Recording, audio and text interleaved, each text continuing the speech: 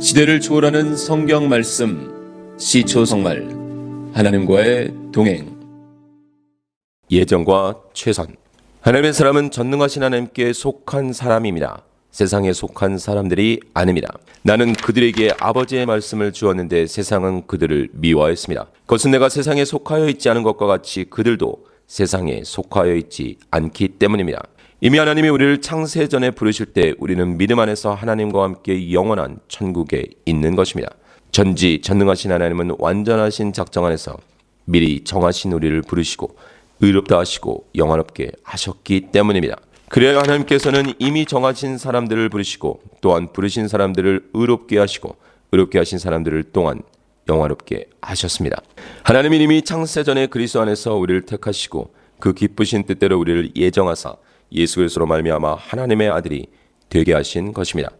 창세전에 모든 것이 예정되어 있었던 것입니다. 하나님은 세상 창조 전에 그리스도 안에서 우리를 택하시고 사랑해 주셔서 하나님 앞에서 거룩하고 흠이 없는 사람이 되게 하셨습니다. 하나님은 하나님이 기뻐하시는 뜻을 따라 예수 그리스도를 통하여 우리를 하나님의 자녀로 삼으시기로 예정하신 것입니다. 창세전에 영원한 하나님의 나라를 만드신 하나님은 바로 그 나라의 하나님의 백성들을 완전하신 작정하심으로 한치의 오차도 없이 인도하실 것입니다. 우리는 모두 이 말씀을 믿습니다. 우리의 신념으로서가 아닌 하나님의 완전하심을 믿기 때문입니다. 우리의 삶은 우리가 만들고 개척하는 삶이 아님을 알아야 합니다. 만일 우리가 만드는 만큼 우리가 개척하는 만큼 우리의 삶이 달라진다면 하나님이 되실 수 없는 것입니다. 우리의 모든 삶은 하나님의 뜻 안에 있습니다. 단지 우리가 그 뜻을 다 알지 못하는 것입니다. 그런데 이 모든 일을 작정하시고 예정하신 하나님이 모든 것을 완전하게 행하시지만 우리에게도 할 일이 있습니다. 그것은 다분히 역할의 문제보다는 시간의 문제입니다. 예정과 숙명. 하나님의 예정은 세상 사람들이 일반적으로 말하는 숙명을 말하는 것은 아닙니다. 우리가 무엇을 하든 하나님이 다 정해 놓으셨으니 어떻게 살아도 상관이 없다는 식의 숙명적 이론이 아닙니다. 하나님의 작정하심과 예정하심은 우리 편에서 볼 때는 지나온 시간을 돌이켜보며 모든 것이 하나님의 은혜였고 하나님의 인도하심이었음을 고백하는 것이지 앞으로 일어날 일들에 대해서 무책임한 태도를 보이는 것이 결코 아닙니다. 오히려 하나님의 은혜가 큰 만큼 현재를 사는 우리는 하루하루를 말씀을 붙들고 최선을 다해서 나아가야 하는 것입니다. 하나님의 전능하심이 우리의 방종을 이끄는 것이 절대로 아닙니다. 하나님의 전능하심은 완전하심입니다. 하나님 편에서는 우리의 모든 어리석은 생각과 행동에도 불구하고 하나님의 완전하신 뜻을 이루어 나가시는 것이고 우리의 편에서는 하나님의 그 크신 사랑과 은혜를 품고 전심으로 하루하루를 살아내는 것입니다. 최선과 게으름. 하나님의 사람은 구원의 선물을 받은 이후 남은 시간, 남은 삶을 최선을 다해서 사는 사람입니다. 아니 목숨을 걸고 사는 사람입니다. 하나님의 은혜가 그만큼 크기 때문입니다. 그 하나님의 은혜를 아는 사람이라면 절대로 죄로 덮여지는 어리석은 인생을 살 수 없는 것입니다. 그러면 우리가 무엇이라고 말을 해야 하겠습니까? 은혜를 더하게 하려고 여전히 죄 가운데 머물러 있어야 하겠습니까? 그럴 수 없습니다.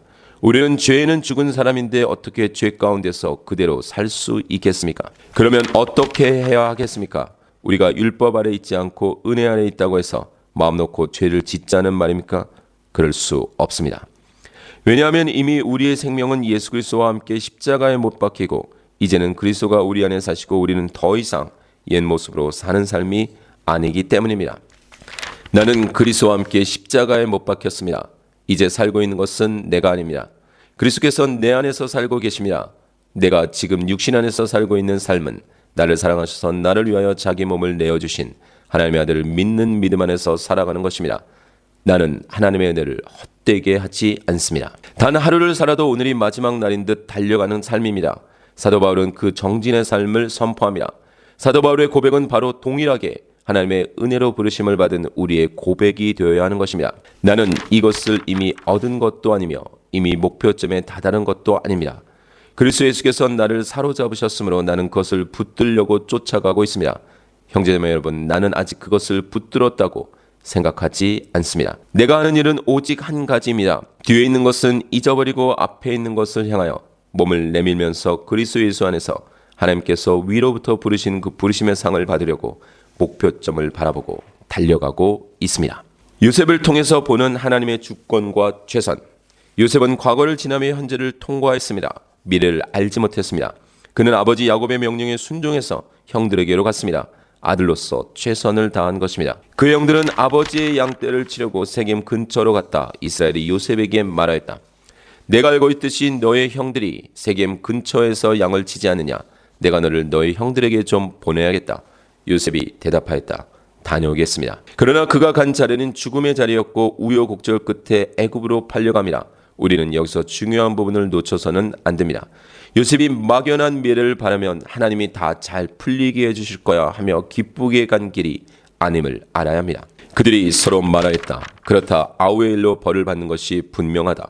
아우가 우리에게 살려달라고 애원할 때 그가 그렇게 괴로워하는 것을 보면서도 우리가 아우의 애원을 들어주지 않은 것 때문에 우리가 이제 이런 괴로움을 당하는구나. 그렇게 요셉은 형들에게 살려달라고 애원하며 애굽의 종으로 팔려갔지만 역시 하나님께 모든 책임을 두지 않고 다시 말하면 숙명론에 붙들리지 않고 하루하루를 최선을 다해 살아갑니다. 요셉이 이집트로 끌려갔다.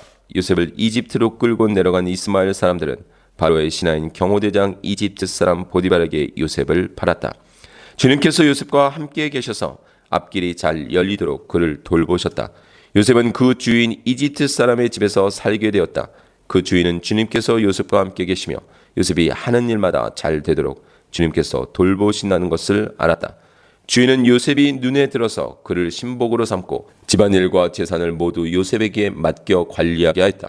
그가 요셉에게 자기의 집안일과 그 모든 재산을 맡겨서 관리하게 한 그때부터 주님께서 요셉을 보시고 그 이집트 사람의 집에 복을 내리셨다. 주님께서 내리시는 복이 주인의 집 안에 있는 것이든지 밭에 있는 것이든지 그 주인이 가진 모든 것에 미쳤다. 물론 하나님이 요셉의 가장 비참한 상황 속에서 함께 하신 것도 맞습니다. 요셉을 돌보신 것도 맞습니다. 요셉으로 말미암아 그의 주인의 집에 복을 주신 것도 맞습니다. 그러나 우리는 요셉이 하나님의 주권만을 믿고 막 살지 않았음을 알아야 합니다. 요셉은 최선을 다함으로 주인 보디발의 눈에 들었던 것입니다. 그리고 요셉은 다시 감옥을 지나 마침내 총리가 됩니다. 그 시간이 모두 22년이나 됩니다. 요셉은 우여곡절과 산전수전을 다 겪었을 것입니다. 그런데 그가 총리가 되어 형들을 만났을 때 요셉은 이와 같은 고백을 합니다. 그러나 이제는 걱정하지 마십시오. 자책하지도 마십시오. 형님들이 나를 이곳에 팔아 넘기긴 하였습니다만 그것은 하나님이 형님들보다 앞서서 나를 여기에 보내셔서 우리의 목숨을 살려주시려고 그렇게 하신 것입니다. 이 땅에 흉년이 든 지 이태가 됩니다. 앞으로도 5해 동안은 밭을 갈지도 못하고 거두지도 못합니다. 하나님이 나를 형님들보다 앞서서 보내신 것은 하나님이 크나큰 구원을 베푸셔서 형님들의 목숨을 지켜주시려는 것이고 또 형님들의 자손을 이 세상에 살아남게 하시려는 것입니다.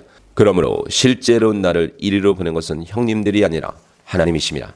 하나님이 나를 이리로 보내셔서 바로의 아버지가 되게 하시고 바로의 온 집안의 최고의 어른이 되게 하시고 이집트 온 땅의 통치자로 세우신 것입니다. 바로 이것입니다.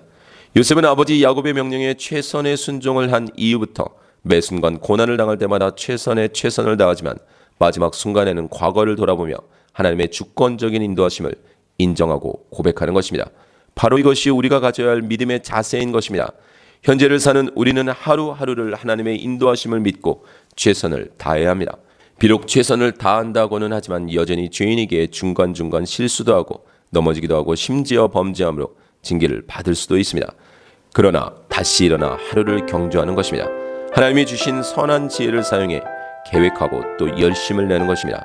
그리고 마침내 시간이 지나 뒤를 돌아볼 때는 고백하는 것입니다. 매 순간 내 열심과 노력으로 온 것 같고 극복한 것 같지만 모두가 하나님의 인도하심이었고 열심이었으며 돌보심이었던 것을 말합니다. 계획을 세우되 결과를 맡겨라. 하나님의 나라를 위해 헌신하는 사람은 구체적인 계획을 가지고 사는 사람입니다. 나에게 주어진 시간을 신실한 청지기로 최선을 다해서 사는 것을 말하는 것입니다. 결코 하나님보다 계획을 더 앞세우려는 것이 아닙니다. 단지 우리가 할 수 있는 최선을 다한 후에 하나님의 인도하심을 전적으로 신뢰해야 한다는 것입니다. 그저 길이 열리면 가고 길이 열리면 한다는 식의 접근과 태도는 안 됩니다. 현실을 직시하고 방향과 목적을 분명하게 세우고 구체적인 시간 계획이 나와야 합니다. 그리고 그것을 하나하나 이루어 가야 합니다. 물론 중간중간 방향이 바뀔 수 있고 수정될 수 있겠지만 하나님이 선물로 주신 오늘을 최선을 다해 경주할 수 있어야 합니다.